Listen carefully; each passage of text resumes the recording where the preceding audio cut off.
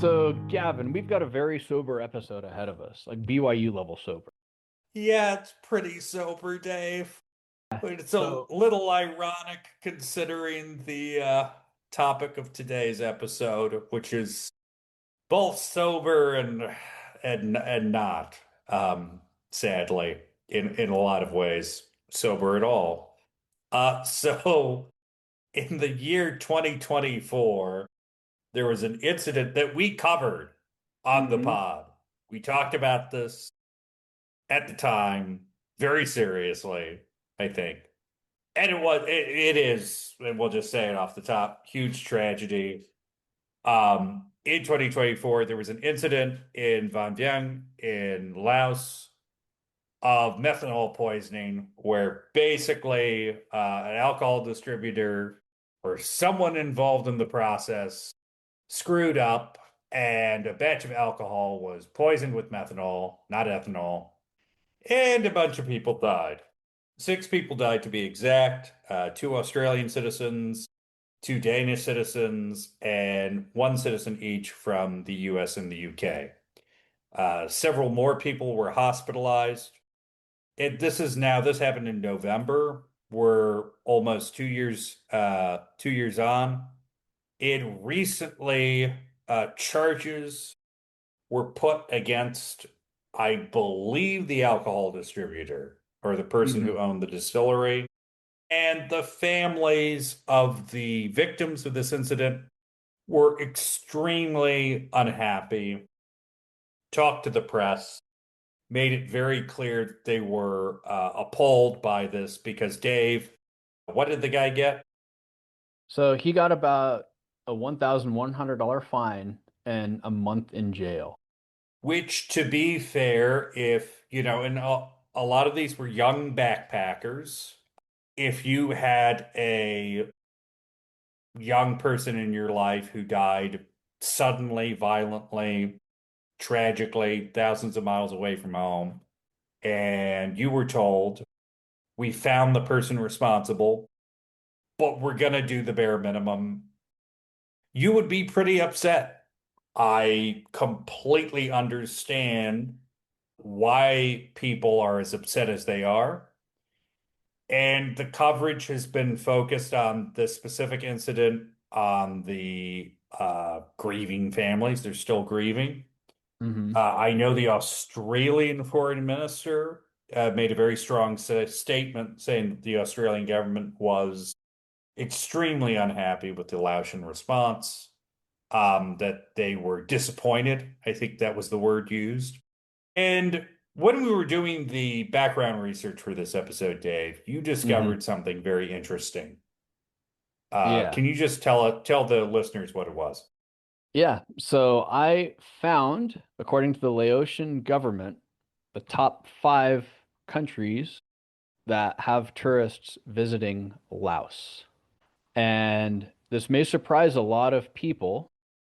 Number one is Thailand. Number two is China. Number three is Vietnam. Number four is Korea.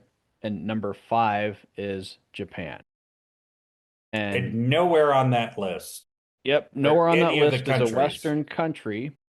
And to piggyback off of that, there has been a large increase of Chinese visitors. It's gone up 10% in the last year.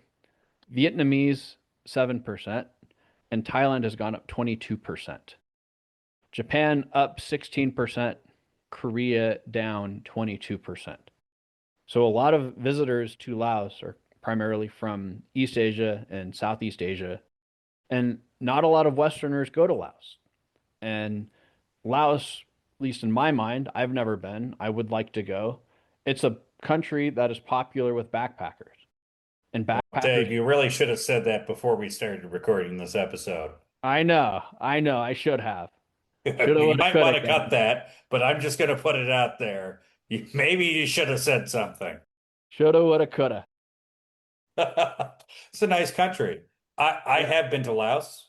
I enjoyed it thoroughly. I want to go back, but it is, I think, particularly for the, not that there is such a thing, but the quote unquote average Western tourist, it is a little off the beaten path.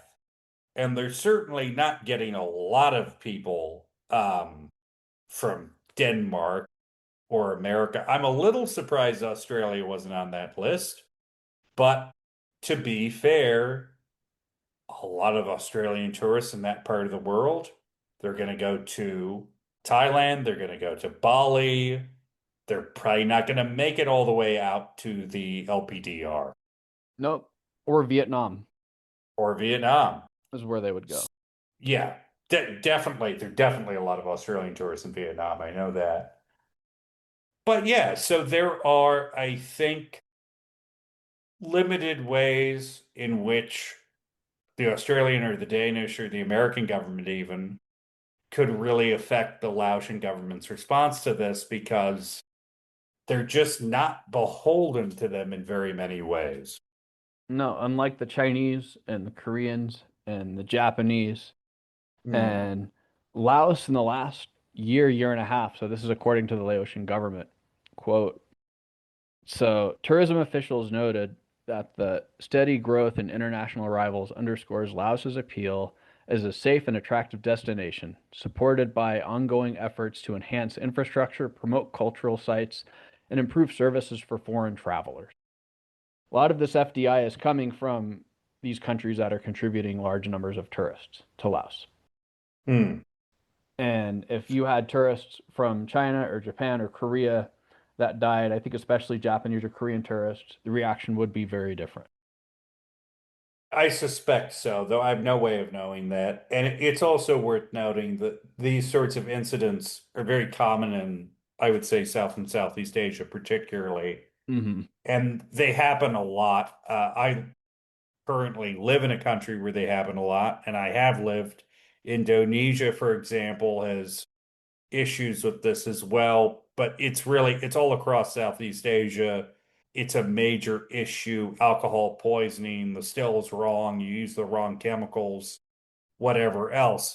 It happens a lot. It rarely gets the amount of press this got. And I think the fact that this did get press, particularly in the West, largely has to do with the identities of the people involved.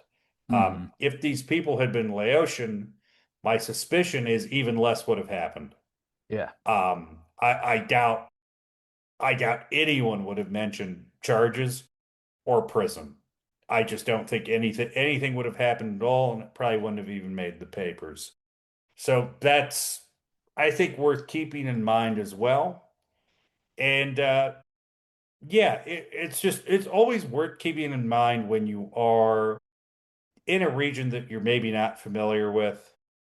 And I'm not saying that this would have prevented this tragedy, but you really do have to be careful, particularly when you're far away from things you're familiar with, that you are not taking risks you don't need to take.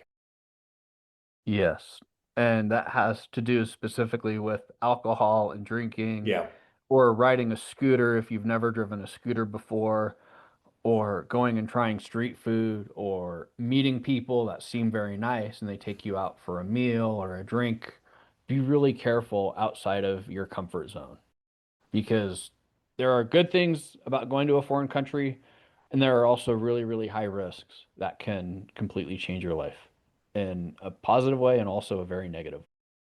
And yeah, and just, to end off the episode, I really, thoughts go out to the families of the victims of this incident who are having to deal with a really terrible situation.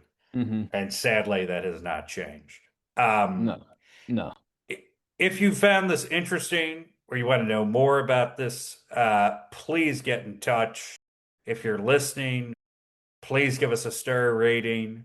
If you find anything objectionable, please just send us a message. We'll read it out. We might bleep a few things, but we'd love to hear from you. Anyways, Dave, Hmm.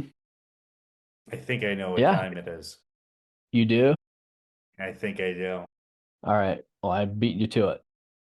Spotting time?